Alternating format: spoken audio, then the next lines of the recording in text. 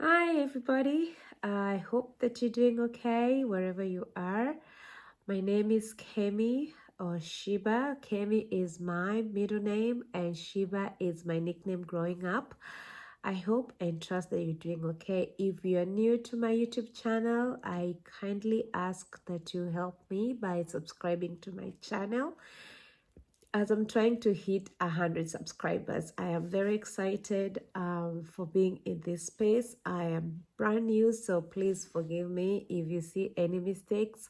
I'm on the learning curve, and if you have any tips or any ideas of things or how the sound if it's not coming out right, let me know in the comments. And also, please don't forget to hit the notification bell in case of a new video, you don't miss out. All right.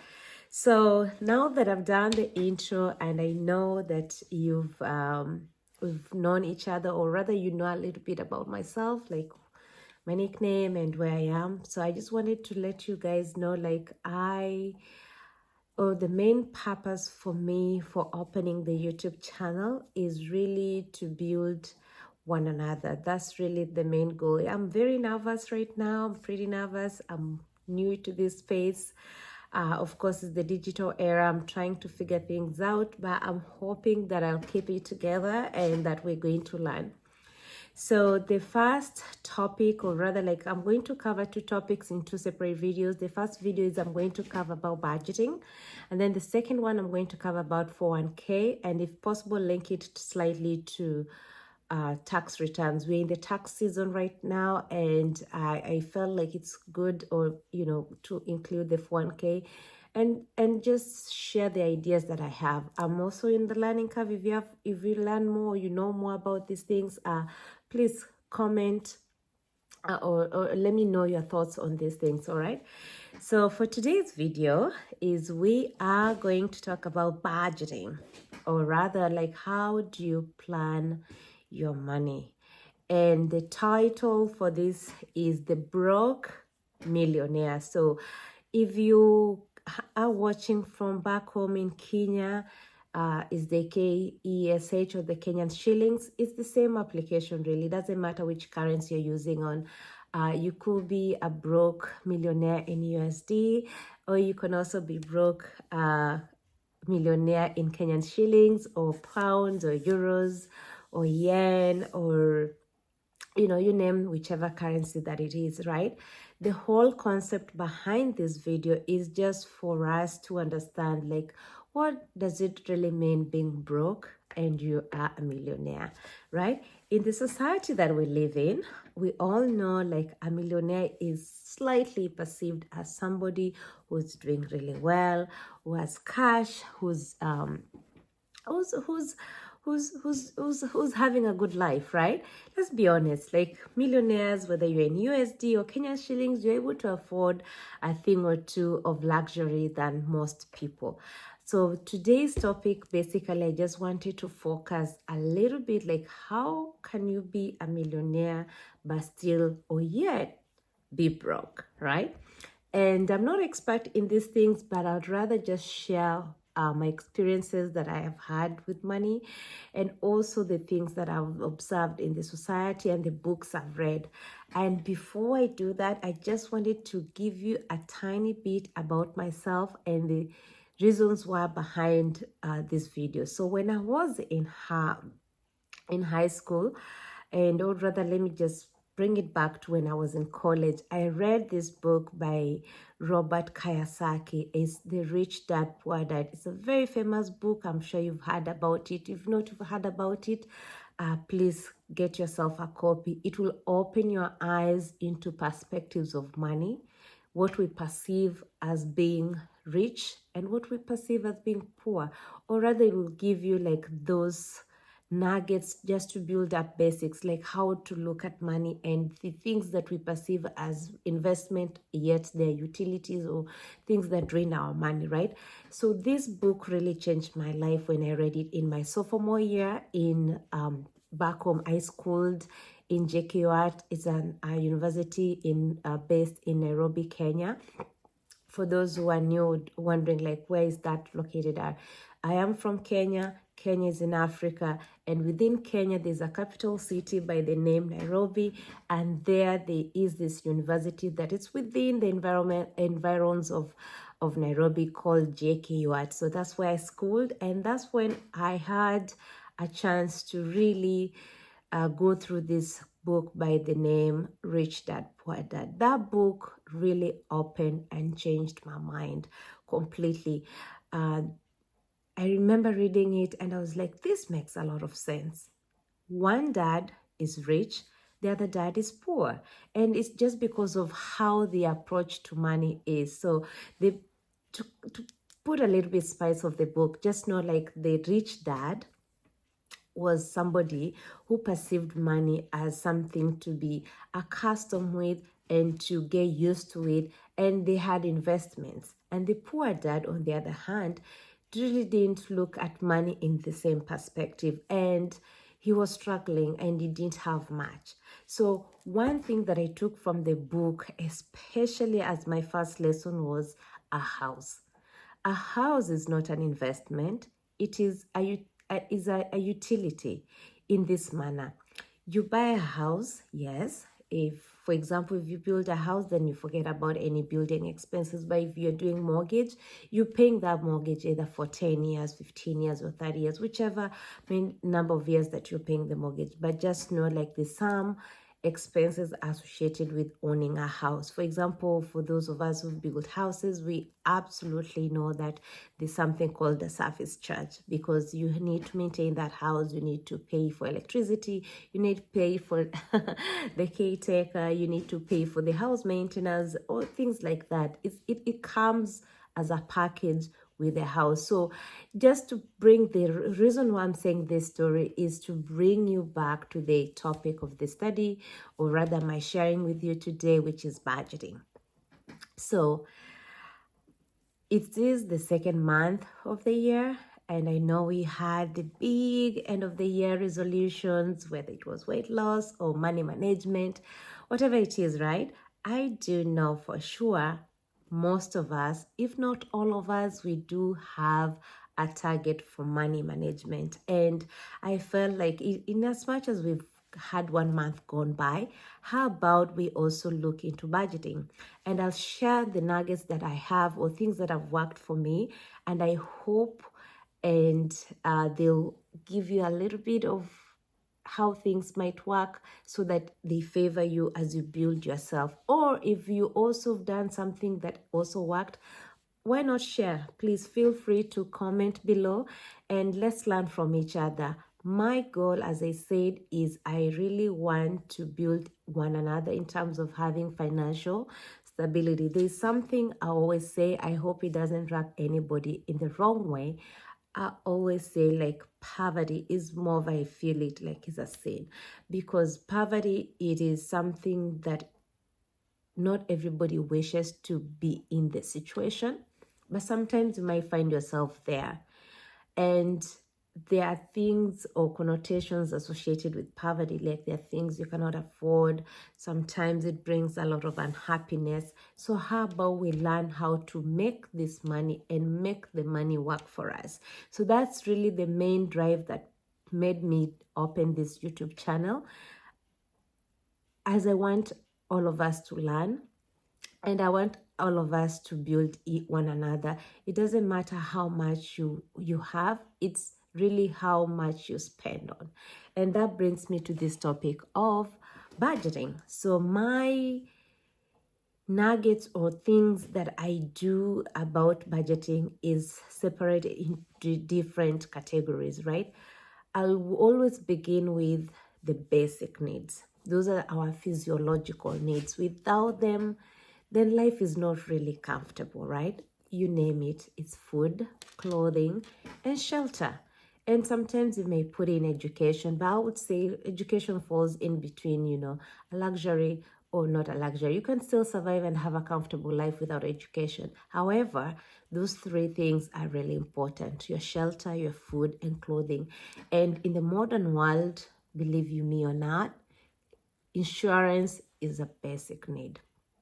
Okay, later on I'll discuss about that in different, maybe part 4, part 5, but just understand like those are physiological needs, and once they have been met, most people, if not all, they tend to have a happier life. It doesn't mean you're not happy. You could still be poor and be happy. You could be rich and be happy, or you can be rich and still be very sad and not happy. But there's something about money that brings comfort and happiness. And my main goal is to steer ourselves towards that goal. So for budgeting purposes, my one life hack is for mortgage or shelter or renting or wherever place you are staying, it shouldn't exceed 30% of your income. Right? What do I mean? If you earn 10,000, then you should be renting the 10,000 per month, whether it's in Kenyan shillings or in dollars. You shouldn't be in a place that asks for more than 3,000. So you can take your 10,000 and do 30% of that, and that brings you to 3,000, right? So if you earn $10,000, that means like you should put yourself around like $3,000 as either mortgage or rent, or if you earn in Kenyan shillings, then put yourself around 3,000. That gives you 30%, okay? So if we have allocated like 30% to be on the mortgage, and then also we have allocated the rest as 70% to be the next tier to look at. Okay, you have shelter, all right? You've protected yourself from the elements. That is, whether it's raining, you are covered. You don't have to freeze, or you don't have to feel the cold. If it's too sunny, then you have a shade to stay in, right? So you protect yourself from the shelter. What is the next item on the list? I know you're going to say food, right? I would say food is not the next on the list. I would say you need clothing. It doesn't have to be expensive, but you do need clothing, because if you're freezing and you don't have enough clothing, you're likely to catch pneumonia, and you may not even likely to eat that food that you want to put on the list. And most of the time, actually, most people don't know this, you could stay 3 days without food. So food is really not of that importance like clothing, in my own opinion. And I've given the reasons as to why. You need to cover yourself, you need to make yourself presentable. It offers that protection of the body, of your organs, not to get sick. So I feel like after you've sheltered yourself from the elements, you need to keep warm. You need to feel yourself comfortable in that space. And you could sleep while hungry, I would say. So mine is to say like clothing is the next one, but I give it a very minimal percentage, which is 5%. So you have 30% as your you have 30% as your mortgage or rent or a place to stay, right? You could co-share. Maybe you have a Soho apartment in New York City and one bedroom is costing you 3,000. You're sharing with your friends. That could be your rent. That's fine, as long as you're able to meet those needs. Or you could have a mortgage for 3,000, or you could be paying rent for 3,000. It doesn't matter, as long as it's within 30%. Now you are clothing 5%, and that's like very on the minimal. I do know, especially for us ladies, we like to dress up, we like to look good, we like to go to the mall and buy clothes that it could be slightly expensive, but if your 5% is within those confines, I feel like that's reasonable. All right. The next tier is food. Okay. I know we all been waiting for this one. So food, for me, I budgeted for 15%. And hear me out why I put 15%. Because once you've sheltered yourself and you've put yourself like warm clothing, then you need to buy good food. And good food is expensive, especially in this economy that we are in right now in 2024. You need to buy, if you're here in America, you need to buy, if you can, buy organic food. And organic food usually is very expensive. Or you need to buy a little bit of, you need to budget yourself also if you want to go out. Food is expensive when you're buying out. If you're doing like deliveries at home, food might be expensive. So I feel like a 15% budget is very reasonable for food. And that allows you to feed and nutritious food to your body to sustain you to work even more harder, right? So we have 30% as mortgage or rent, and then we've added 5% as clothing. That puts us at around 35%. If you add another 15%, that puts you at a half the mark, and which is 50%, right? We have 35 plus 15, that's 50%.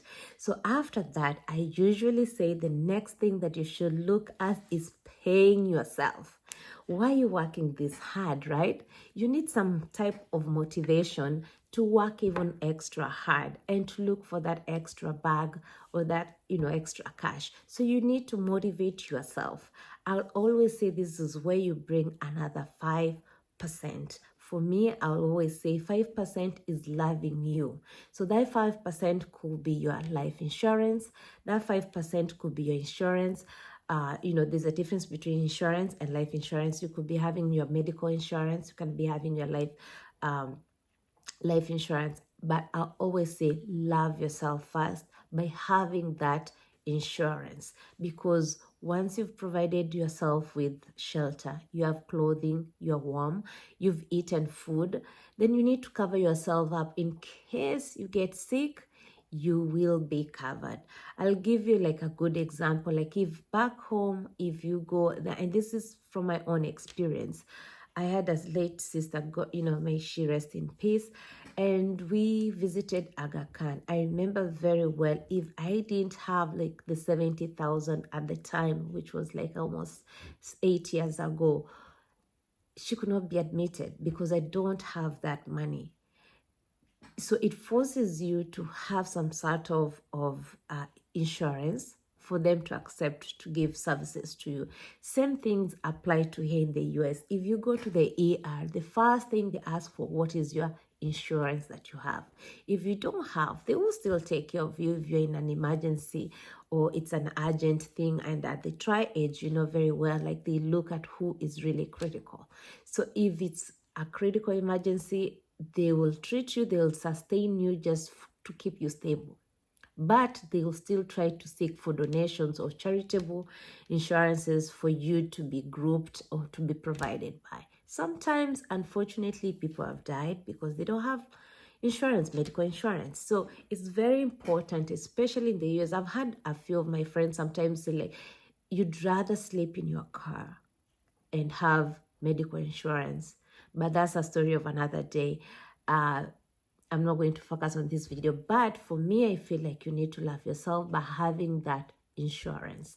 So if you are able to have medical insurance, then put that in. If not, then if you're self-employed, then buy yourself medical insurance. If you're already receiving medical insurance from your employer, which sometimes is a taxed item, then this 5% you can incorporate it into like life insurance. Like, love yourself by adding more, by covering yourself much more. All right. So that puts us at 55%. So we have another 45% to cover. So the next 5%, I usually say it is your own immediate family extended needs. Okay, allocate 5%. Most of us, especially for us who are immigrants, we always support back home, and that's a fact. Whether we like it or not, black tax is with us, and we have to manage it the best way that we can. So I usually say, once you've covered yourself with insurance, put 5% that you can accommodate these other things that are coming in, and that puts you at 60%. Now you have shelter, you have clothing, you've paid your food, or you have allocated money for your food, and then you've covered yourself with insurance. The next tier will be paying yourself, and this I mean savings.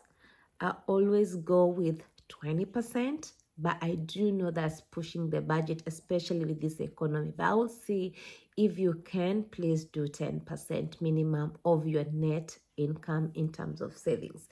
So you can vary that, but for the purposes of this video, I'm going to put it at 20%. And savings could be like you're doing your Roth IRA, or you are doing your SACCO's contributions, you are a little bit, from back home, we call them mama chamas, like groups of women that come together to support one another financially. You can contribute towards that. You can have like self-help groups that you contribute to weekly basis. You could also do that. So your 20% is really encompassing all these factors. By making sure you do that, that makes you building your safety net. And that 20% also includes your emergency fund. By the way, I wanted just to group them together so that it's much, much easier. So remember, you add 55. If you add 20%, that puts you at 75%. Now, I know this one is a little bit lopsided, but I would say for me as a person like tithing, this is when I slot in tithing. Or if you are into donations, this is where you slot them in at 10% or more, depending on how your budget is. So that puts you 75 plus 10, that is 85%. After that, for me, is when you pay debt.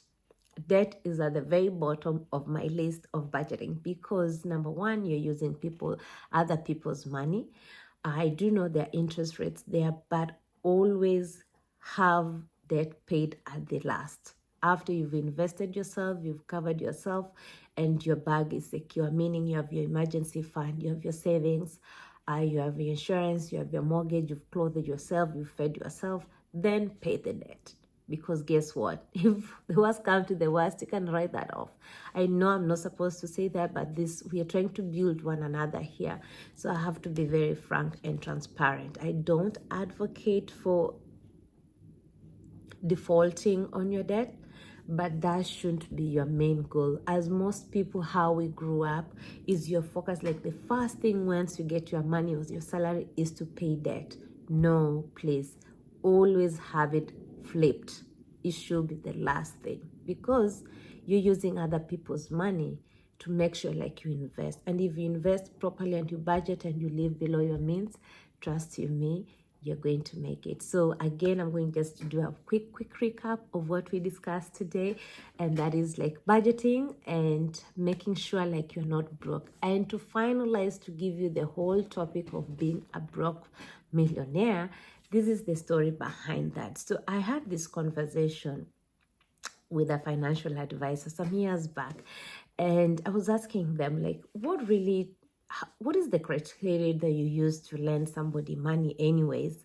And he gave me this scenario of a broke millionaire, and he told me like, if two people walk into my office, right, one earns 100,000, and as I said before, I'm not going to use the currency. You can always slot in your currency, right? Somebody walks in, they earn 100,000, and another one earns 1 million. Automatically, most people are going to think like the one who earns 1 million is going to be given the loan or financing or whichever, right? Because a millionaire definitely is 10 times more than the person who earns 100,000. But the person told me, guess what? Sometimes we deny the person with 1 million the loan because we have to look at how they spend the money. This person could be earning 1 million per year, but the expenses is through the roof. They could be earning 1 million and they're spending 1.5 or 2.5. So at the end of the year, they owe 1.5 million, all right? And this person that earns 100,000, they're living below their means. And if they follow a budget, like the example, the one I have, they have 20% savings in their account and their credit cards have been paid off. And you're able to see and track like this person has not defaulted on their loans. So in as much as they earn 100,000, they are richer than the person who earns $1 million or 1 million Kenyan shillings because they've budgeted very well and they have allocated their money correctly and they have something left in the account at the end of the day. So that's where my story of a broke millionaire comes in. Are you a broke millionaire? I hope you're not. And I hope like by sharing these nuggets, we're able to build one another. And let me know which ones that you have out there that we can share together. But for me, for right now, is my mantra is always live below your means. It never hurts anyway. All right. Thank you for watching this video. Thank you for your time. See you next time in the next video. All right. Bye.